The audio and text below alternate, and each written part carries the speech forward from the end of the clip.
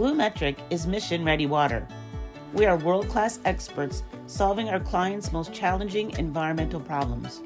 BlueMetric provides a full range of environmental consulting services supported by bespoke engineering solutions for emergency, self-contained, and permanent water systems, and is always mission-ready with a full range of in-house support. There is no successful mission without water. We are proud to partner with Atlantic Canadian Industries. We are mission-ready water.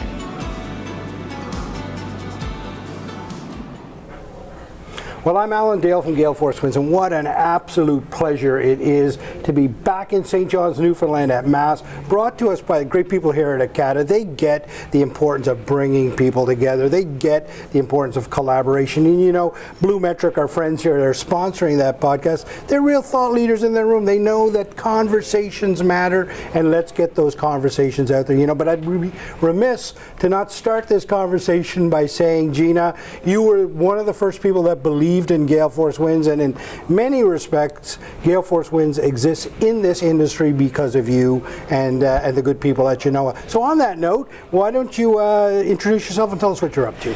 Thank you, Alan, and I'm so thrilled to see the success of Gale Force Winds. I'm a big believer in the power of storytelling, as you know, and when you first came up with the idea and we had that conversation, it really made a whole lot of sense that this is an industry that needs storytelling to celebrate successes, but also to identify what are the trends, what do we all need to know about. So yes, I'm Gina Pecore, CEO of Genoa Design International. We're based here in Newfoundland, so welcome back. So glad to have you here. So great to be at Mass 2024. It is an annual event that is really gaining in popularity, and we're so fortunate to have ACADA behind Mass, organizing it, leading the way, because the conversation about the Arctic it's essential. It's an imperative now that we all lean into what's happening in the north, the security situation, but also the opportunities and the requirements for our coastal communities and for our sovereign defense needs. I love the way you flip it, right? It's all about opportunity right now, right? There's a real chance here for not only this part of the world, the Arctic and Atlantic Canada, but the entire country, really. Talk to me a little bit of big announcements here in the last couple of weeks surrounding the Arctic and our vision for it. Talk to me a little bit about it. Yeah, so, you know, there was a significant announcement at NATO last week. So the NATO summit that took place, one of the big announcements was made by President Joe Biden, Prime Minister Justin Trudeau, and I'm remiss now in saying what the president, I guess, of Finland, who, and I don't recall his name, but they made an announcement, a trilateral agreement that is called IcePack, and it is intended to accelerate shipbuilding for polar-classed vessels. So it really, you know, it was an announcement. For some of us, it came out of the blue. We knew that something like this was going to need to happen, but it signified several things. One, it's a top agenda item for NATO, and you know, the alliance is becoming so much more important now. We're seeing new members join for obvious reasons. NATO has a renewed mandate, and to see an announcement made about the Arctic signified that the North is a key concern here. Commercial shipping paths are opening. There are vessels, including military vessels, that are accessing the north and trying to lay claim to it. Canada has a very big interest in this. So and climate change is a huge driver. With climate change, we're seeing ice patterns change. We're seeing the ice melt, break up, but also we're seeing the ice reform again, which means that it's even stronger. The principles of heavy polar ice mean that it might break up, but when it comes back together, it's an even bigger concern for vessels. So this announcement, which was specifically about joining forces for shipbuilding of polar-classed vessels, so ice-breaking vessels, means that we can work together. So we're not going to work as three separate nations with Canadian shipbuilding and Finnish shipbuilding and U.S. shipbuilding. We're going to look at what do we have together that we can make the most of. Yeah, well, listen, I tell you that it's so topical right now, and it's such an interesting time for Canada to have this conversation, because we're in the midst of doing this work now, right? We've got a great lens on it, have had a great lens on it for a while. Finland and experts, the Americans, of course, but to bring all of those forces together, I mean, the opportunity, it's going to be incredible. Absolutely. Well, and you know, there's a lot of infrastructure that exists in the three countries. Of course, the U.S. has some of the biggest shipbuilding companies in the world, has a track record of building its own vessels under something called the Jones Act, and sovereign shipbuilding. Warships have not been built outside of the U.S. since 1945.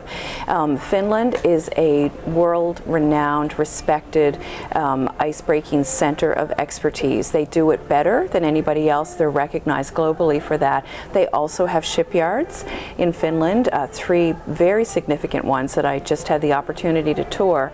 And of course, in Canada, our investments in shipbuilding mean that we have excellent infrastructure with 3 major shipyards under the National Shipbuilding Strategy, but also other shipyards that are rising up to build smaller vessels as well.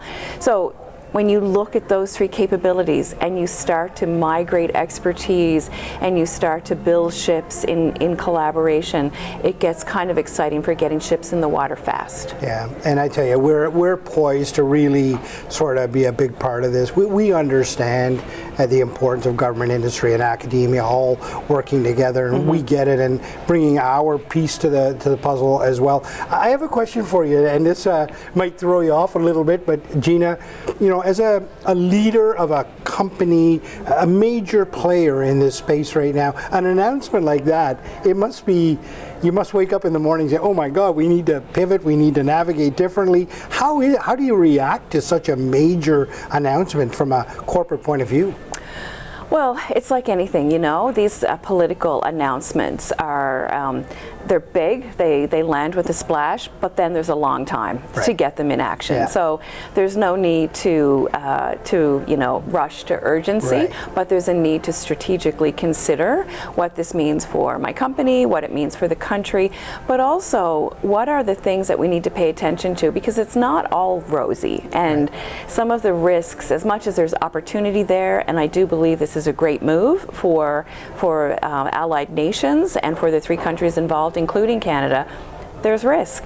So as a country, and I'll speak specifically about Canada, we have the longest coastline in the world, and the Arctic is at our doorstep, and we have access and sovereign protection over a good chunk of the Arctic, and we have communities up there. Our need for domestic marine capacity is very, very high. It's very, very high.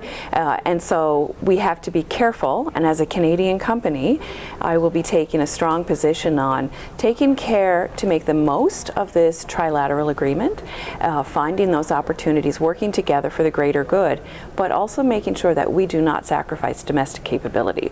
And that's a risk. So if we start to see too much work being offshored, too much shipbuilding being offshored, too much engineering expertise being offshored, that's not going to be a good thing for my company specifically, but more importantly for marine capacity and capability in Canada. We have the longest coastline. We have responsibilities globally for protection of the North, for monitoring defense and climate change conditions. We need people and infrastructure to do it.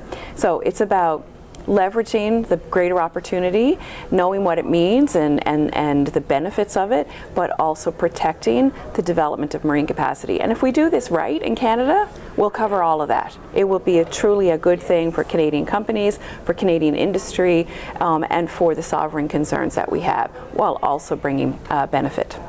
Gina, thank you very much for your perspective on this very important sort of announcement and focal point right now for the 3 nations that you mentioned.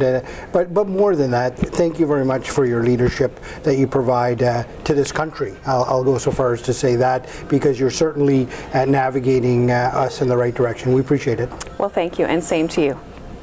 BlueMetric is your partner and works with Atlantic Canadian industries and organizations who are concerned about the water health of our planet and the people who inhabit it in an environmentally and culturally sensitive manner.